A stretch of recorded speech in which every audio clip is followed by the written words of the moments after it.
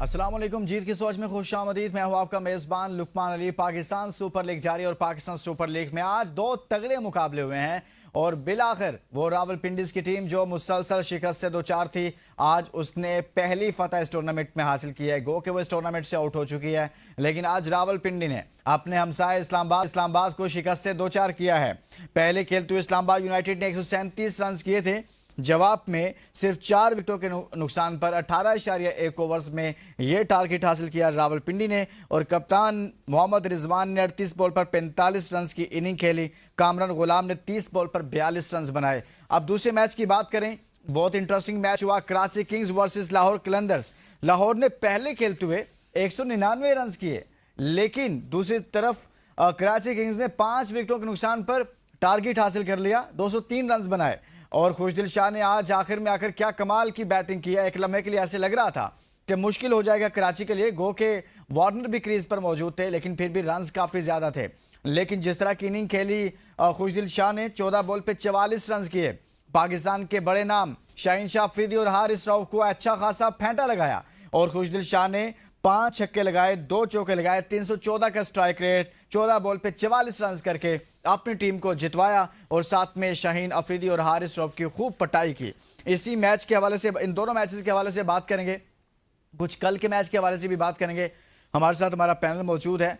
साबिक first class cricketer Hammad Siddiqui साहब हमारे साथ मौजूद हैं और इसी तरह से क्रिकेट एक्सपर्ट अहमद कुरैशी साहब हमारे साथ मौजूद हैं। आप दोनों का बहुत शुक्रिया। सबसे पहले तो हमाद भाई, बिलाखिर रावलपिंडीज की टीम जीत गई, आपको बहुत बहुत मुबारक हो। बहुत बहुत शुक्रिया, आपको भी मुबारक हो। तो कहते हैं देर आए दुरुस्त आए। और साथ साथ एक और चीज कहा जाती है कि हम तो डूबे हैं सनम, तुमको भी ले डूबेंगे। तो हाँ, उन्होंने जवाब दे इस्लामाबाद को दिया डुबो दिया। दिया क्योंकि रावलपिंडीज को कोई फायदा ना नुकसान कुछ भी नहीं था इस मैच का। लेकिन अगर कहीं ना कहीं इस्लामाबाद यूनाइटेड को अगर अगले 2 मैचेस ना जीता तो नुकसान हो सकता है इस शिकस्त के बाद। लेकिन ओवरऑल परफॉर्मेंस देखी जाए तो देखिए, शादाब खान कह चुके थे कि उनका यही एग्रेसिव स्टाइल है खेलने का, उनकी टीम का। तो इसमें कभी बहुत ज्यादा रन भी बनाएंगे और कम भी बनाएंगे, लेकिन ये स्ट्रेटेजी इंटेलिजेंट स्ट्रेटेजी नहीं होती, वन डायमेंशनल होती है। आपको बैलेंस रखना होता है, सिचुएशन के हिसाब से इनिंग बनानी होती है। तो उसका खमियाजा कहीं इनको भुगतना ना पड़ जाए कि कहीं प्ले ऑफ से बाहर हो जाए तो फिर इनको पता चलेगा कि ये स्ट्रेटेजी सही थी कि गलत थी। 137 एक ऐसा टोटल था, किसी भी टीम को आप दे दिया जाए तो वो बआसानी T20 क्रिकेट में आप 7 से कम की औसत से अगर आपको चेस करना हो तो आप बड़ा आसानी मैच जीत जाते हैं। और हमने देखा कि जिस तरह रावलपिंडी ने चेस किया, हालांकि आज आज चल पड़े उनके कैप्टन, जी हाँ, रिजवान 45 रन बनाए। एंड में डैरल मिचेल की इनिंग बहुत इंपॉर्टेंट थी कि मैच को वहां पे भी चेंज हो सकता था, लेकिन उन्होंने ये इंश्योर किया कि वो एंड तक खड़े रहेंगे। और ये एक्सपीरियंस प्लेयर का काम होता है कि मैच को फिनिश करके आए। तो फाइनली मैं कहूंगा कि मैच जीत लिया, लेकिन एक इंसिडेंट बहुत अच्छा नहीं हुआ, जो कि मैं कहूंगा कि पाकिस्तान क्रिकेट के हवाले से वैसी इतनी बातें जुड़ी होती हैं। तो ये जिस तरह फहीम अशरफ आउट हुए और मोहम्मद आमिर और उनका हीटेड एक्सचेंज ऑफ वर्ड हुआ, वो पाकिस्तान क्रिकेट के पॉइंट ऑफ व्यू से कोई इतनी अच्छी चीज नहीं है। इग्नोर करना चाहिए, इन चीजों से बच के रहना चाहिए ताकि पाकिस्तान क्रिकेट को फायदा हो। सही हो गया था कि पाकिस्तान क्रिकेट को इसका फायदा हो। जी अहमद कुरैशी साहब, बिलाखिर रावलपिंडी ने मैच जीता और इस्लामाबाद जो आपने हमसाया है उसी को शिकस्त दे दी और इस्लामाबाद के लिए थोड़ी सी मुश्किलात भी हो सकती हैं, जैसे हमाद सिद्दीकी साहब कह रहे हैं। पहले तो ये कमेंट करें सर, कितनी अच्छी लग रही है आपको रावलपिंडी की जीत? देखिए, वही बात है कि कुफर टूटा खुदा खुदा करके, या तो विन है या तो लर्न है के बाद फाइनली जो है ना, वो इतने सारे लर्न्स के बाद विन हमें फाइनली मिल गया है। और एक अजीब सी खुशी हो रही है और खुशी से ज्यादा एम्बेरसमेंट हो रही है कि इस पे मतलब क्या इजहार किया जाए। हाँ, इस पे आप खुशी मनाएंगे या आप, मतलब आपको समझ नहीं आ रहा कि भाई इसमें मैं क्या कमेंट करूं? इतनी बिल्कुल जबरदस्त जीत है आज रावलपिंडी की, यानी कि आपको समझ ही नहीं आ रही। बिल्कुल ऐसा लग रहा है कि जैसे बिल्कुल ही एक डेल्यूजन की दुनिया में मैं चला गया हूँ, जहाँ बड़ा पैरेलल यूनिवर्स है, जहाँ पिंडी की टीम जीत गई है। क्योंकि नॉर्मल दुनिया में तो आप ये इमेजिन भी नहीं कर सकते थे। खैर, बहरहाल अच्छी बात है कि एक जो हार का रिकॉर्ड था वो पिंडी की टीम ने अपना जो है वो ठीक किया, दुरुस्त किया, राइट ट्रैक पे आई, परफॉर्मेंसेस अच्छी आई। रिजवान साहब ने कुछ ना कुछ रन्स कर दिए और मेरे ख्याल में एटलीस्ट ये है कि पिंडी की टीम को कहीं ना कहीं एक सोर्स ऑफ रिलीफ मिला होगा कि हम जीत गए हैं। और इस्लामाबाद यूनाइटेड का तो मैं समझता हूँ कि एक होता है अपने पाँव पे कुल्हाड़ी मारना और दूसरा होता है कुल्हाड़ी नीचे रख के उस पे डांस करना। तो इस्लामाबाद यूनाइटेड ने तो मेरे ख्याल में बना-बनाया जो उनका एक कहते हैं ना कि 2 पॉइंट्स थे फ्री के, वो उन्होंने अपने हाथ से जाने दिए नॉन सीरियस एटीट्यूड और बिहेवियर की वजह से। आप उनकी बैटिंग देख लें, जिस तरह से उनके बैट्समैन खेल रहे थे, ऐसा लग रहा था जैसे वो कोई पिंडी की टीम, यहाँ कोई फ्रेंचाइज़ नहीं, कोई क्लब क्रिकेट या स्ट्रीट क्रिकेट के लड़के खेल रहे हैं, जिनको वो इतना कैजुअल ले रहे हैं, ईज़ी ले रहे हैं। शॉट्स उनकी आप देखें, शॉट्स की सिलेक्शन देखें, इवेंचुअली आपकी टीम जो है वो 150 भी नहीं कर पाई और उसके बाद फिर वो चेज़ डाउन हो गए।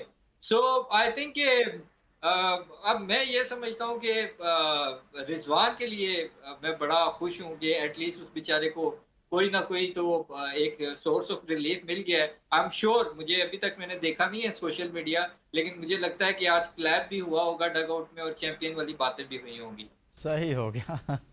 जी हमाद भाई, अब कुछ बात करें कि आखिर इस्लामाबाद यूनाइटेड ज़्यादा लंबा टारगेट क्यों नहीं दे पाया, यानी कि बड़ा टारगेट क्यों नहीं दे पाया। 137 रन ही बॉलिंग देखें तो नसीम शाह ने आज 2 ओवर्स में 9 रन्स दिए हैं, 1 विकेट हासिल किया है। मोहम्मद आमिर ने 4 ओवर्स में 21 रन दिए, 2 विकेट्स हासिल किए हैं। साद मसूद ने 4 ओवर्स में 27 रन 2 विकेट्स हासिल किए हैं।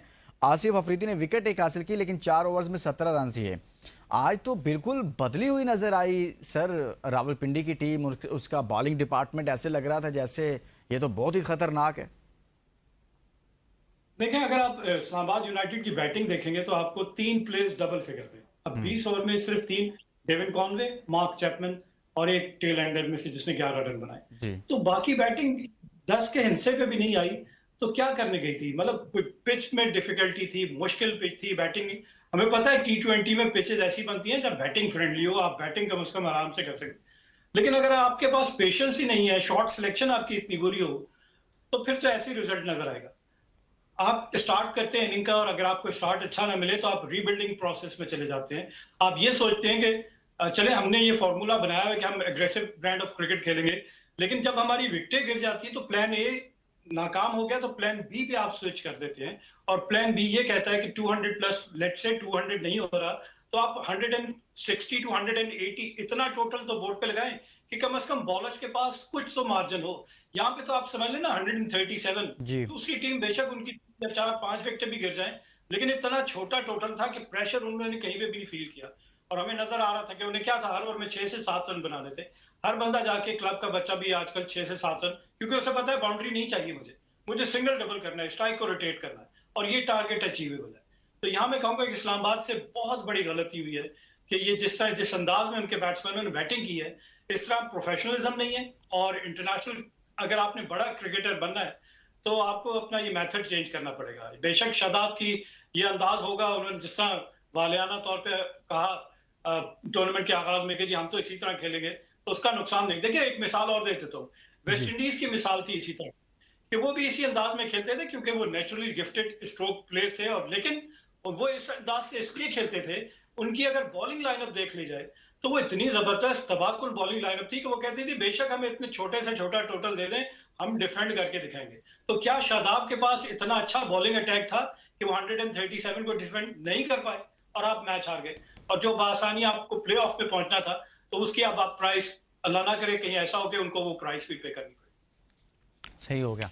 अच्छा अहमद, बॉलिंग बड़ी ज़बरदस्त रही आज रावलपिंडी की। मैंने जैसे अभी तफसील से बताया जब हमाद भाई से सवाल कर रहा था कि सभी ने कमाल की बॉलिंग की है। क्या हो गया है कि आज तो बिल्कुल मुख्तलिफ नज़र आए हैं इस्लामाबाद के खिलाफ बॉलिंग करते हुए?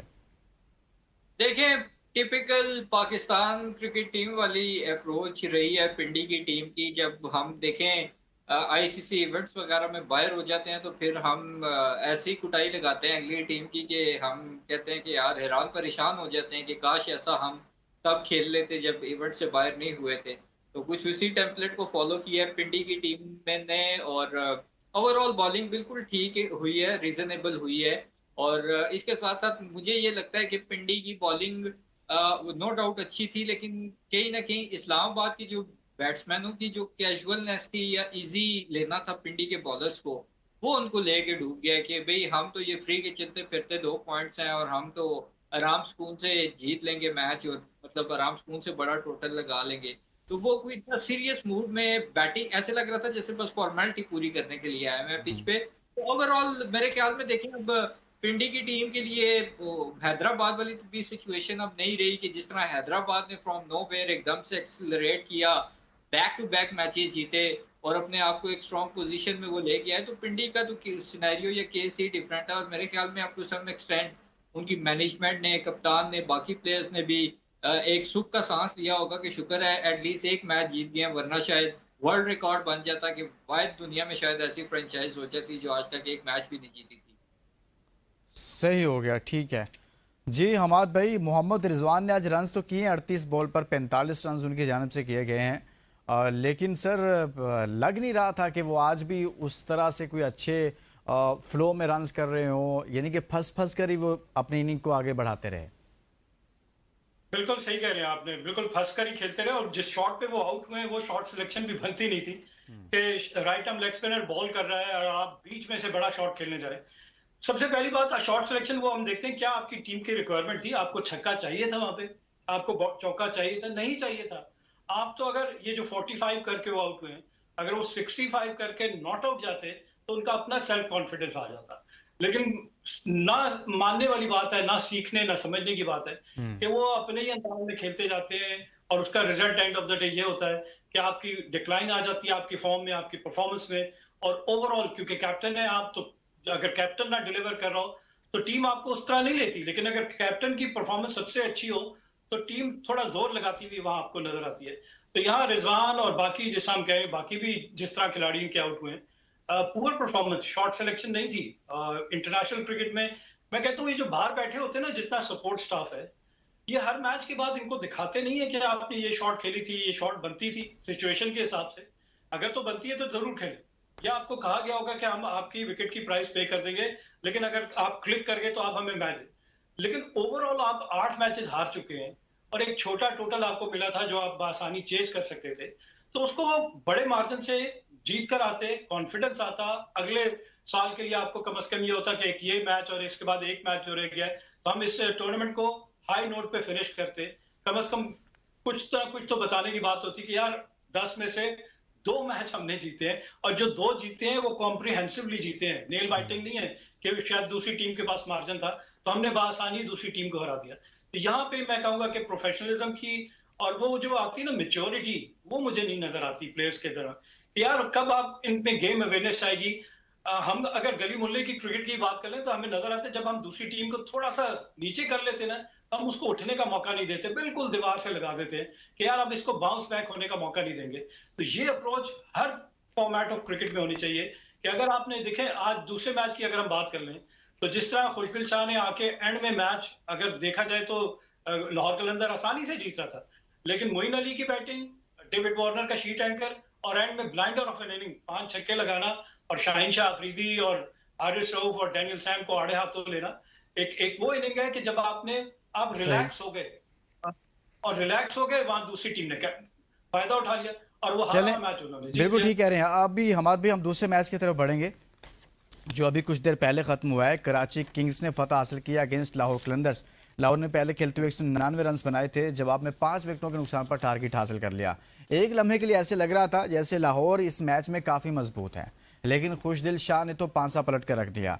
गो के वार्नर ने 44 बॉल पर 63 रन बनाए और वो साथ में क्रीज पर मौजूद थे दूसरे एंड पर, लेकिन इसके बावजूद इतना आसान नहीं था जो खुशदिल शाह ने करके दिखाया। सिर्फ 14 बॉल पे 44 रन किए और 5 छक्के लगाए, 2 चौके लगाए। अहमद साहब क्या कहेंगे इस मैच के हवाले से? सर 199 था। हमारे जो प्रीमियम फास्ट बॉलर्स हैं दोनों शाहीन शाह अफरीदी और हारिस रऊफ ने आखिरी ओवर्स करवाए जिनको सामना किया खुशदिल शाह ने, और उसने खूब फेंटा लगाया, छक्कों चौकों की बरसात कर दी और मैच को ऐसे इजी आसान तरीके से यानी कि 18.4 ओवर्स में जितवा दिया। वो मैच जो शायद इस आखिरी ओवर की आखिरी बॉल तक भी जा सकता था। अच्छा, खुशदिल शाह ने एक तो शाहीन को शाहीन से कवा बनाने में ज्यादा देर नहीं लगाई और दूसरी तरफ हारिस रऊफ जिनको डेथ बॉलर कहा जाता है, उन्हीं की बॉलिंग की जो है ना वो डेथ उन्होंने अपने बैट से लिख दी है। अब सवाल ये बनता है कि क्या इस परफॉर्मेंस के बाद भी इन दोनों को बिलखुसूस शाहीन शाह अफरीदी को कोई थोड़ी बहुत शर्म हया कुछ आएगी कि ये हमारी परफॉर्मेंसेज हैं, एटीट्यूड हमारे आसमान को टच कर रहे हैं, हम सामने नहीं देखते कि ज़ैनब अब्बास सवाल कर रही है या हमारा सीनियर 92 का वर्ल्ड कप जिसने जिताया हुआ है रमीश राजा, वो हमसे कोई बात कर रहा है, हमने उनकी बात कंप्लीट नहीं होने देनी, बीच में टोकना है, अपने आप को बहुत बड़ा रसूल समझना है। फिर बॉलिंग का ये हाल है और जब बैटिंग टीम कर रही हो तो खुद शायद अफरीदी बन के बैट उठा के ग्राउंड में उतर जाना है, सिकंदर रजा से भी पहले, उसामा मीर से भी पहले। तो ये जब तक इन लोगों के दिमाग जगह पे नहीं आएंगे, और इनके दिमाग तब जगह पे आएंगे जब आप इनको बाहर बेंच पे बिठाएंगे और जो डिजर्विंग लड़के हैं उनको आप खिलाएंगे, तो तब तक इनकी परफॉर्मेंस के अंदर कोई इंप्रूवमेंट नहीं आती। ना आनी है और ना आ सकती है।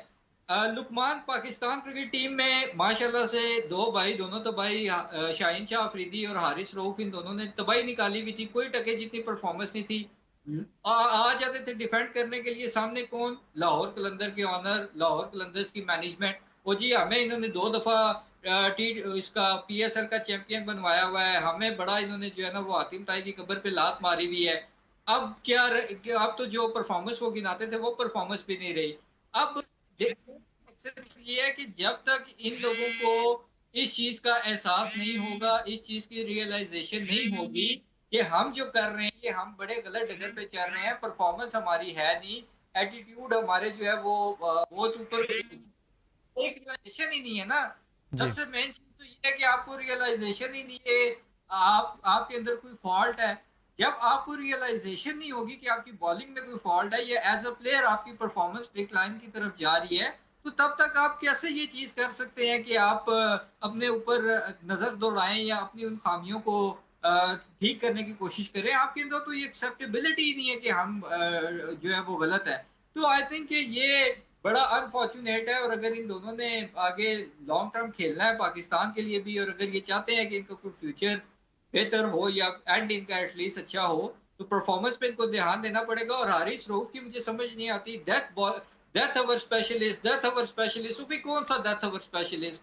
हर बार किसी फ्रेंचाइज से आप इसको खिला लें, पाकिस्तान क्रिकेट टीम से आप इसको खिला लें, वो यूएस वाला मैच, कितने मैच है मुझे इसके आप जो इसने अपनी बॉलिंग से मैचेस जिताए हैं, शायद इक्का दुक्का हो, जो इसने हराए हैं उनकी भरमार है।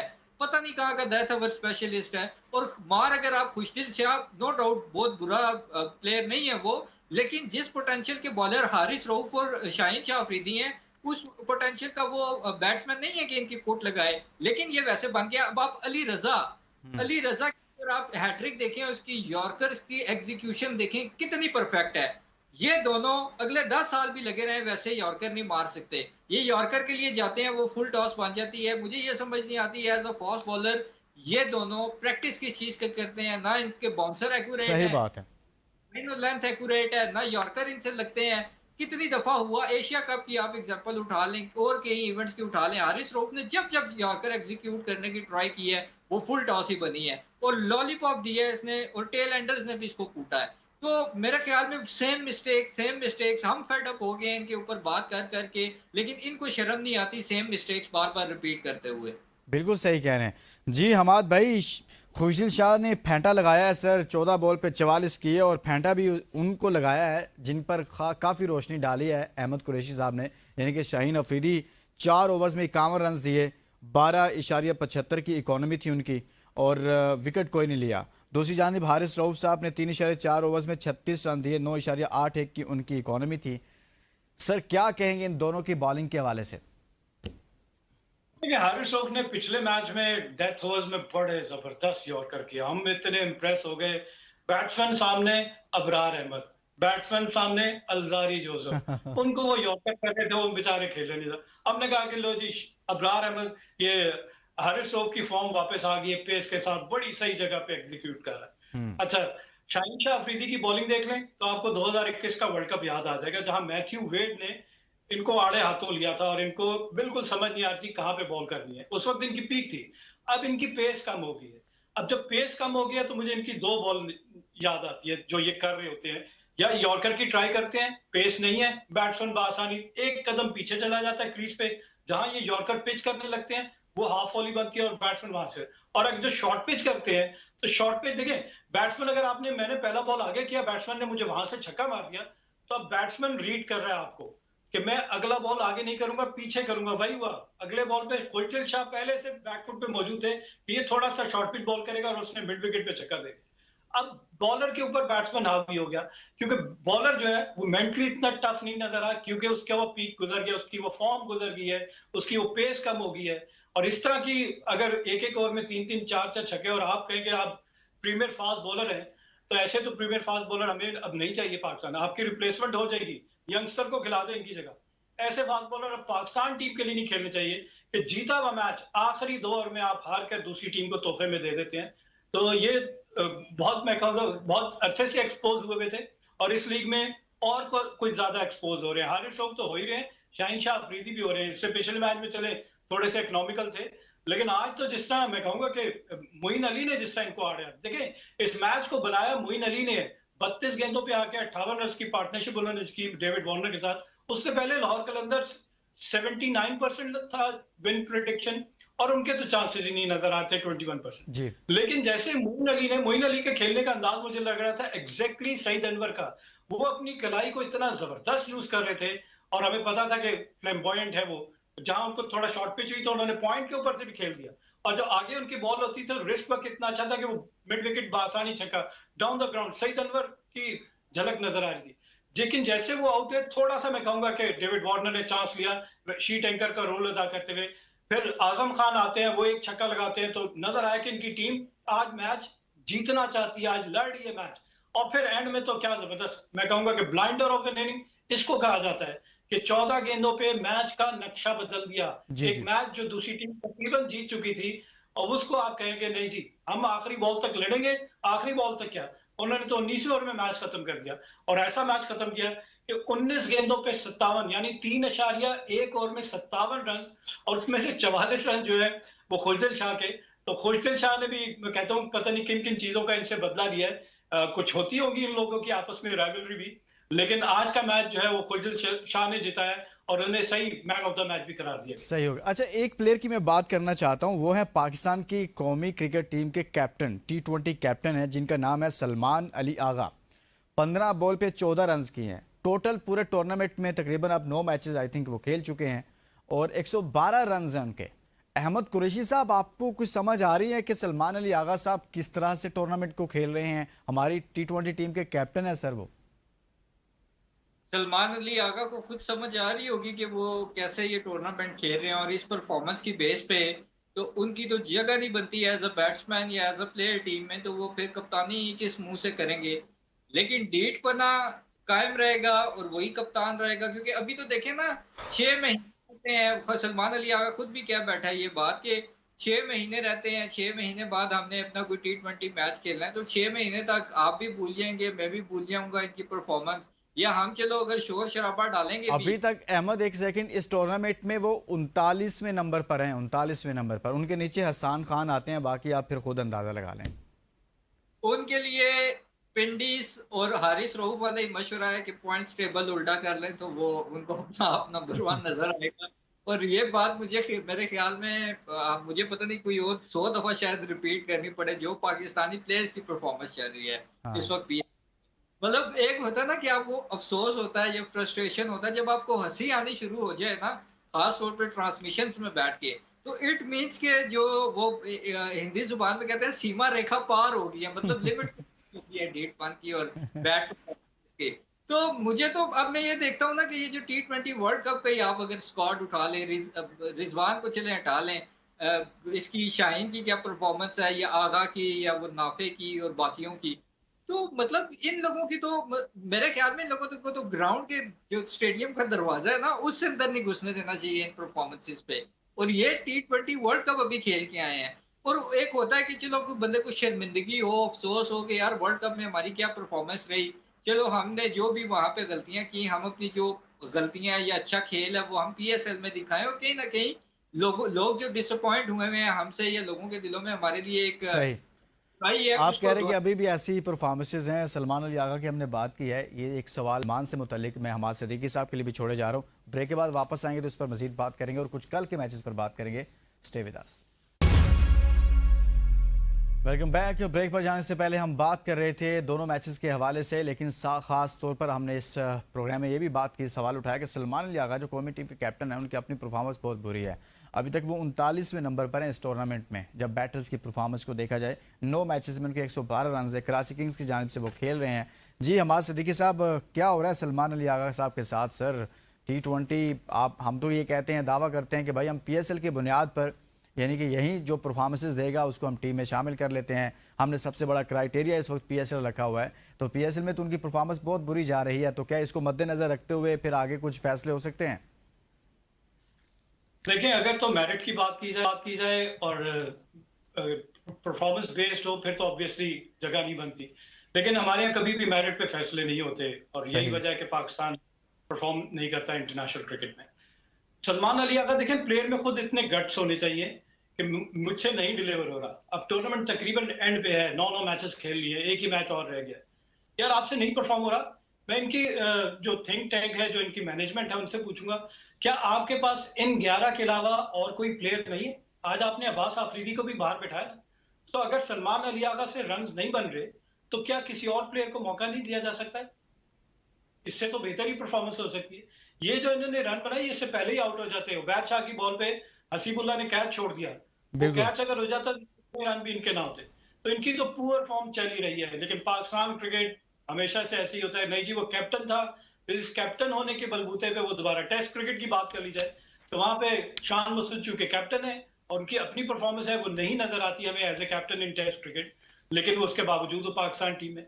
तो पाकिस्तान क्रिकेट बोर्ड को क्राइटेरिया क्या बनाना चाहिए? मेरिट क्या होना चाहिए? परफॉर्मेंस होनी चाहिए। अगर किसी प्लेयर की परफॉर्मेंस नहीं है तो बिला वजह उसको इतना लंबा रन, और ऑन दी अदर हैंड हम ये देखते हैं, यंगस्टर अगर कोई आता है और वो एक आध मैच में अगर वो परफॉर्म नहीं करता, उसको फौरन आप उसका कॉन्फिडेंस शैटर्ड कर देते हैं, उसको स्क्वाड से बाहर कर देते हैं, और फिर अगले 2-3 साल वो डोमेस्टिक में बेचारा जोर लगाता रहता है, और इतना आसान नहीं होता।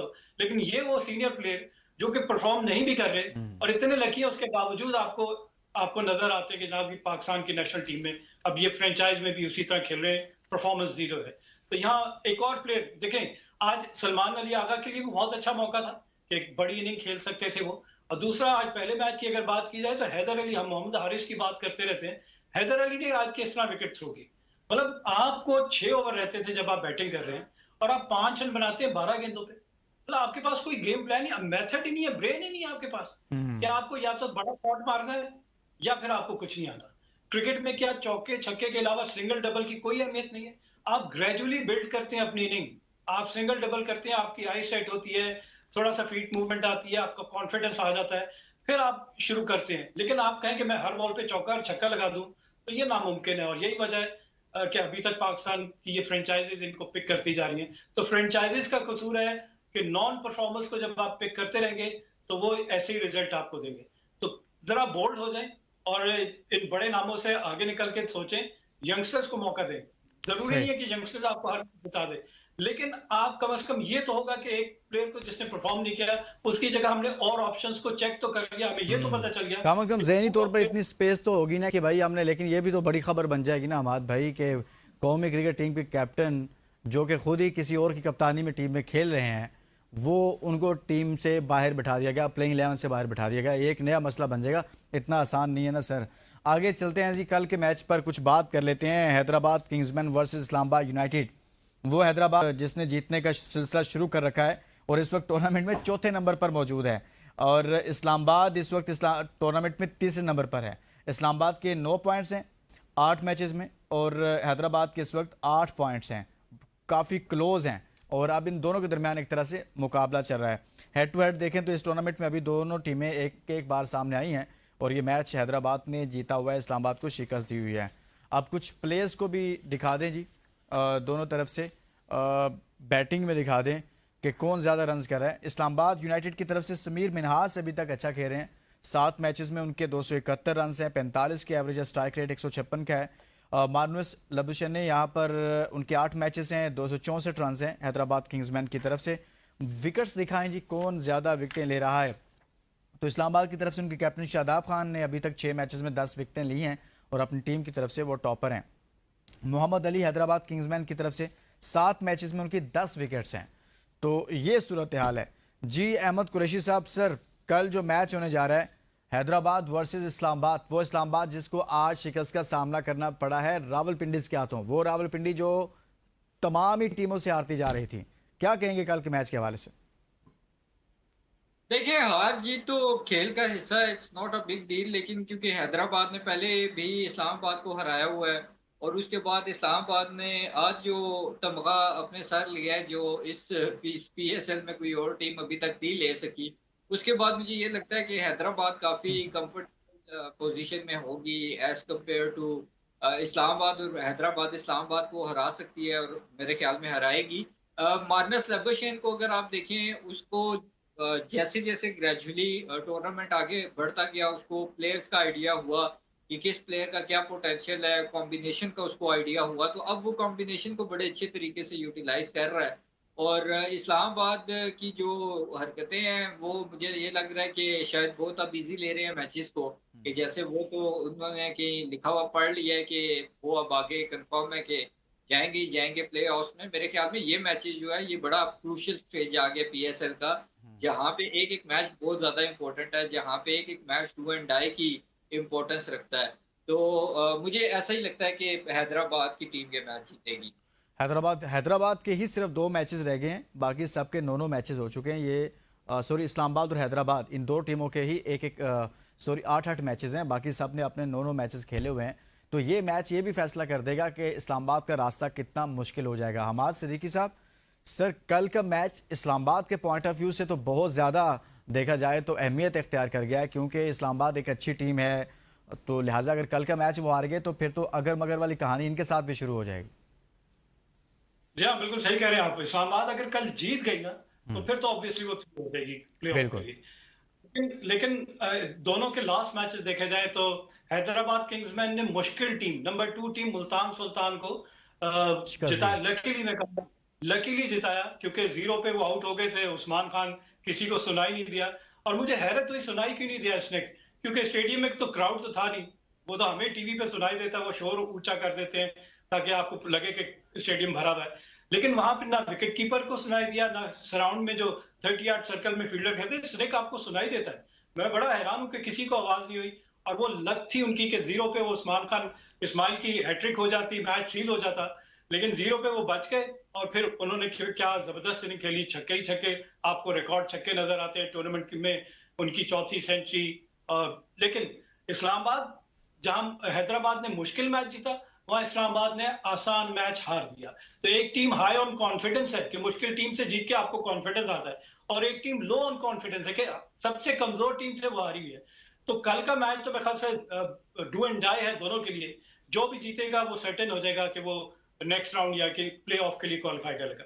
मैं फिर भी कहता हूं कि देखें, इस्लामाबाद को इसलिए एज है कि इस्लामाबाद के अगर तो अपनी एग्रेसिव ब्रांड ऑफ क्रिकेट खेलने में कामयाब हो गया, और पुअर फॉर्म तो उनकी नजर आती है। उस्मान खान कितने मैचेस के बाद चले हैं, और हम कब से सोच रहे थे कि वो चलेंगे। कि सिर्फ मार्नस लेबुशेन वहां पे आपको नजर आते हैं। यहाँ पे समीर मिन्हास 2 मैचेस में नहीं चले। समीर मिन्हास की फॉर्म वापस आनी पड़ेगी, उनको दोबारा से रन बनाने होंगे, और वो प्लेटफॉर्म सेट करते हैं अपनी टीम के लिए। तो समीर मिन्हास की है इनके, और शादाब खान टॉप ऑर्डर में रन उनके लिए भी ड्यू हो गए, क्योंकि एक इनिंग उन्होंने अच्छी खेल दी थी। उसके बाद से फिर ये जो कंसिस्टेंसी नहीं होती ना, ये टीम को नीचे लेके जाती है। सही, क्योंकि आप ज्यादातर मैचेस अगर टॉप ऑर्डर 20 ओवर्स में से let's say 60 to 70% crease occupy करती है, तो बाकी आने वाले बैट्समैन जो है वो आके सिर्फ बल्ला ही चलाते हैं, क्योंकि उन्हें यही कहा जाता है कि कम गेंदें रह गई हैं, ज्यादा से ज्यादा रन बनाएं। तो मेन रोल जो है वो टॉप 3 या 4 बैट्समैन का होता है कि वो प्लेटफॉर्म इतना अच्छा सेट करें। उनके पास टाइम ज्यादा होता है, अगर वो ना सेट करके दे तो फिर तो आपको नजर आता है कि टीम स्ट्रगल, और जिस तरह के इनके मैच में होगा। तो अच्छा मैच होगा। बहुत बहुत शुक्रिया हमाद सिद्दीकी साहब, बहुत शुक्रिया अहमद कुरैशी साहब। कल का मैच इंतहाई अहम है, और इसके लिए भी और हैदराबाद किंग्समैन के लिए भी। दोनों में से कोई भी हारा तो अगर मगर की कहानी शुरू हो जाएगी, क्योंकि दोनों के ही अभी तक 8-8 मैच हैं, और एक के 9 पॉइंट्स और एक के 8 पॉइंट्स हैं। तो लिहाजा अब इस्लामाबाद के लिए भी ज़्यादा टाइम नहीं है। इजाज़त दीजिए, अल्लाह हाफिज़।